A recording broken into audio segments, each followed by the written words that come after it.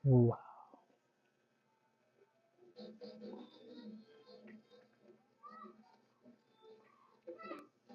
grabe. Hi guys, and for today's video, another skincare review sandwich, which is lotions. And as you can see, bumili pa ako ng isa.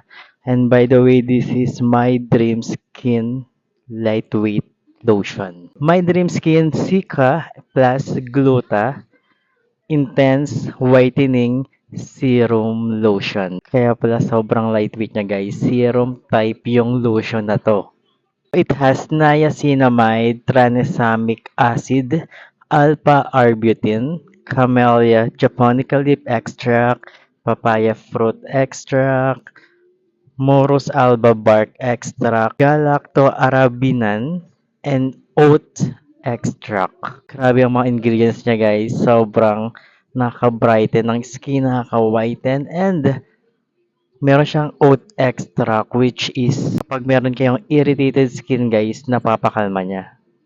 Here's the packaging.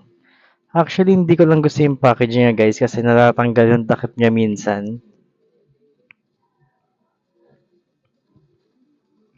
Ayan, medyo matibay yung takip nito. Yung ibang nabili ko nito, sobrang daling matanggal ng takip. So, ayun lang naman ang ayaw ko sa packaging, and this product contains 250 ml and meron na siyang SPF 30.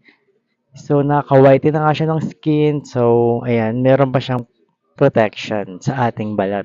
Kung nakita niyo naman kanina guys, sobrang lightweight niya sa skin, and papakita ko ulit.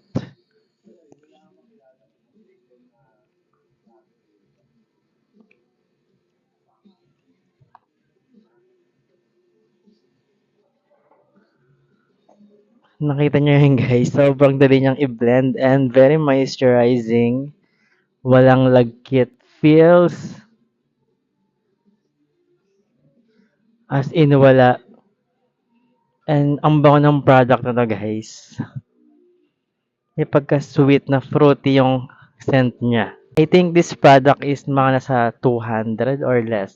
Hindi ko lang sure. Maglalagay ako ng link or yellow basket dyan para if ever gusto nyong itry yung product na to. And may nakalagay dito guys, ayan. Pwede siyang gamitin day and night, pero ginagamit ko lang siya tuwing umaga. Kasi meron nga siyang SPF protection. So, ito pa nga isa guys. Kaka-purchase ko lang ng isa, and dahil nga nagustuhan ko siya and matagal din siyang maubos. Kaya kung gusto niyo rin itry yung product na to guys, maglalagay nga ako ng link and yellow basket dyan sa gilid. Chill lang. Bye!